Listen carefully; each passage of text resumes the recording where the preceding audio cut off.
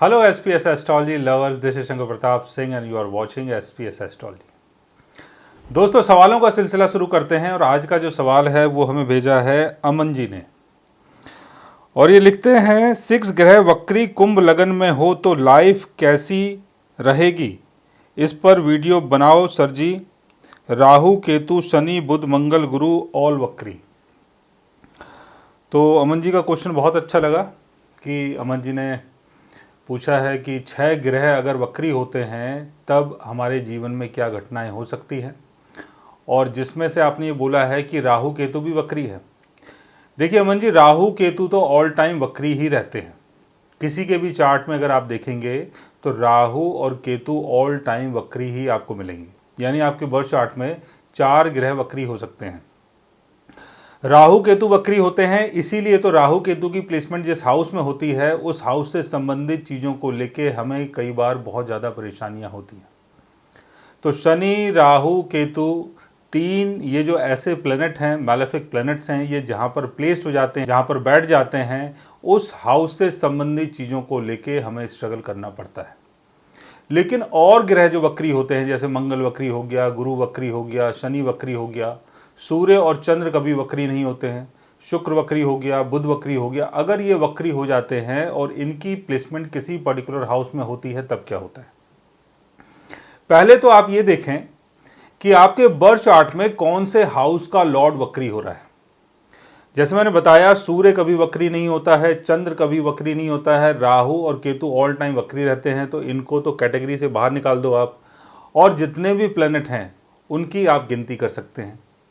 तो कभी कोई भी प्लैनेट अगर वक्री होता है तो आपको पहले ये देखना है कि वो किस हाउस का लॉर्ड है। वो फर्स्ट हाउस का लॉर्ड है, सेकंड हाउस का लॉर्ड है, थर्ड हाउस का लॉर्ड है, किस हाउस का लॉर्ड है। वो जिस भी हाउस का लॉर्ड है उस हाउस से संबंधित चीज़ों को गेन करने में, यानी उन चीज़ों को पाने में आपको स्ट्रगल करना पड़ेगा, आपको बार बार एफर्ट्स लगाने पड़ेंगे।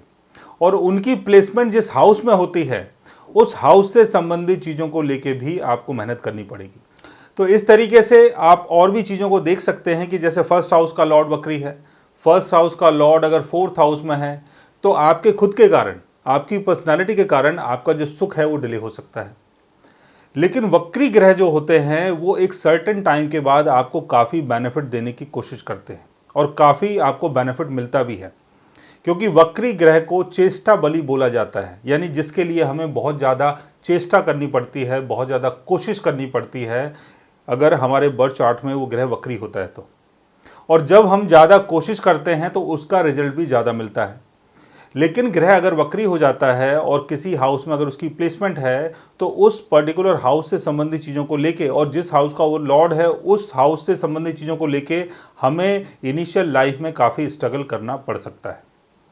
लेकिन वक्री ग्रह अगर कंबस्ट हो जाए, वक्री ग्रह अगर राहु शनि केतु के साथ बैठ जाए, वक्री ग्रह की प्लेसमेंट अगर 6th house 8th house 12th house में हो, वक्री ग्रह अगर बहुत वीक पोजीशन में हो, एनिमी साइन में हो और मैलेफिक प्लैनेट से अगर घिर जाता हो, तो आपको हो सकता है बहुत लंबे टाइम तक स्ट्रगल करना पड़े।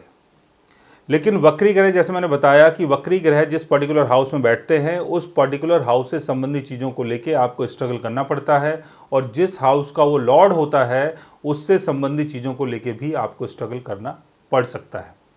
तो वक्री ग्रह अगर आपके बर्थ चार्ट में है तो इसकी कोई रेमेडी नहीं है। इसके लिए सिर्फ आपको बार बार प्रयास करना है जिस हाउस में वक्री ग्रह की प्लेसमेंट होती है, और इसके साथ अगर कोई मैलेफिक प्लैनेट बैठ जाता है तो उसकी भी आपको रेमेडी साथ साथ में करनी है। और वक्री ग्रह अगर आपके बर्थ चार्ट के लिए आपके लिए बेनिफिक है, आपके एसेंडेंट के हिसाब से अगर वो आपके लिए बेनिफिक है तो आप उसका जेमस्टोन भी पहन सकते हैं। सो गाइज, आज मैंने आपको बताया वक्री ग्रहों के बारे में कि हमारे बर्थ चार्ट में अगर एक से ज़्यादा ग्रह वक्री होते हैं तो उसके लिए हमें क्या करना चाहिए और उसके कारण हमारे जीवन में क्या क्या होता है। अगर आप भी जानना चाहते हैं अपने वक्री ग्रहों के बारे में तो उसके लिए आप हमारे चैनल को सब्सक्राइब कर सकते हैं। और अगर आप हमसे बात करना चाहें, कंसल्ट करना चाहें, पर्सनली हमसे मिलना चाहें तो आप हमारी वेबसाइट के थ्रू, हमारे ऐप के थ्रू हमसे मिल भी सकते हैं, बात भी कर सकते हैं, और गाइज आप हमसे कंसल्ट भी कर सकते हैं। So guys, take care, love you all and good bye.